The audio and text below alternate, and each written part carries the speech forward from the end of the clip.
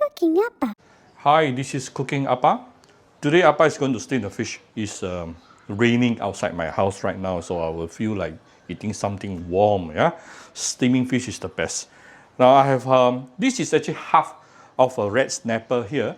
Why I actually like to buy half fish is actually because actually for snapper fish especially, the bigger the tastier it is, because the bigger it is, it will be fattier, and all the fish fat, that is the source of the natural sweetness for the fish.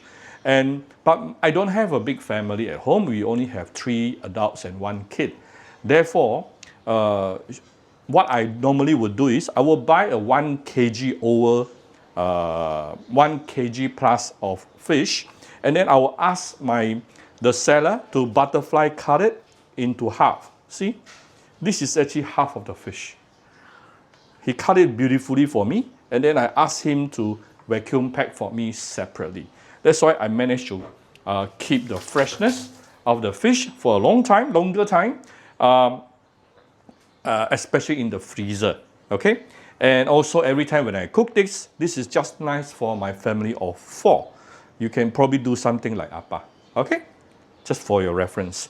So after you wash the fish thoroughly, make sure you remove the fish kidney, and then we shall sprinkle this with a little bit of salt. Then what we do, okay, you can put few pieces of ginger on top before you send it to the steamer. And then after that, let me show you how I'm going to make the steamed fish sauce today. I'm going to make a very umami flavor kind of steamed fish sauce today, because I'm going to use 2 kinds of fermented beans. The black fermented bean and also the fermented soya bean. Yeah, these 2. And usually when I use fermented soya bean, I always prefer to use the salted one rather than the sweetened one. Yeah, this is just preference, personal preference, no right or wrong. So I have approximately 1 teaspoon of salted black bean. I mince it a little bit. Yeah, mince it, and then I do the same thing with the taoju. Yeah, fermented soya bean.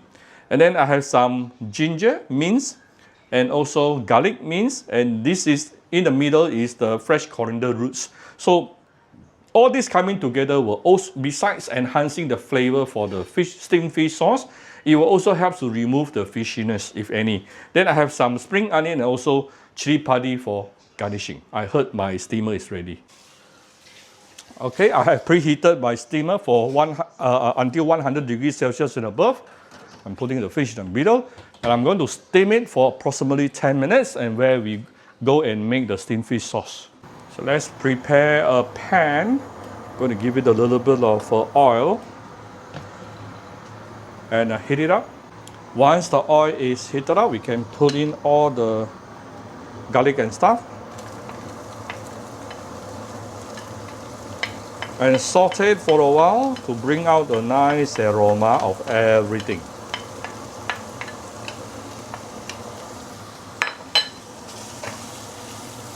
Let me double check my focus. Appa is also the cameraman. Okay.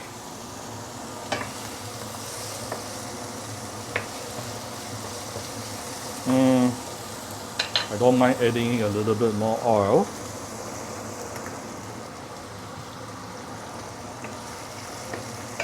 So saute this for a while, probably about 1 minute before we continue. We'll come back shortly. Ooh, very, very fragrant. This is like after about 1 minute plus. Next thing, I'm going to add in some filtered water.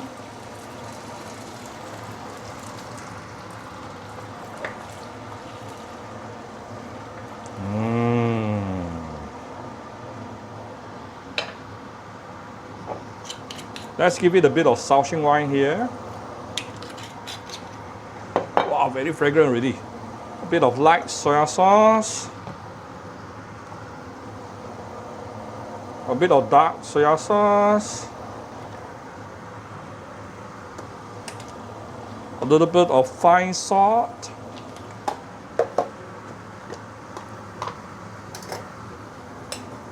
A little bit of sugar.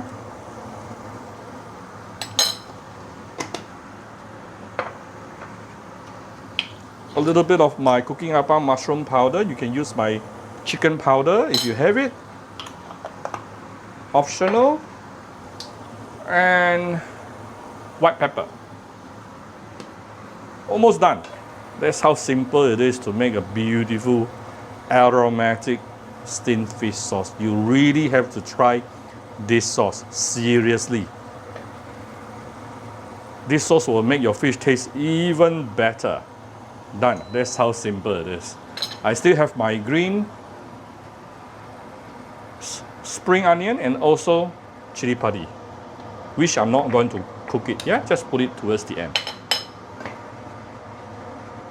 Ready. Just wait for the fish. Right, this is after 10 minutes. Oh. So let the steam releases. Oh, look at how beautiful the fish is. Beautiful whitish color. And you see a little bit of steamed fish sauce there. I'm going to remove all the steamed fish sauce. That's what the restaurant will do. Okay, that is the sauce of fishiness. So I'm going to take out the fish. If you're not sure whether it's cooked or not, just use something sharp, poke through the fish. If you can poke through, usually it's already cooked. Yeah.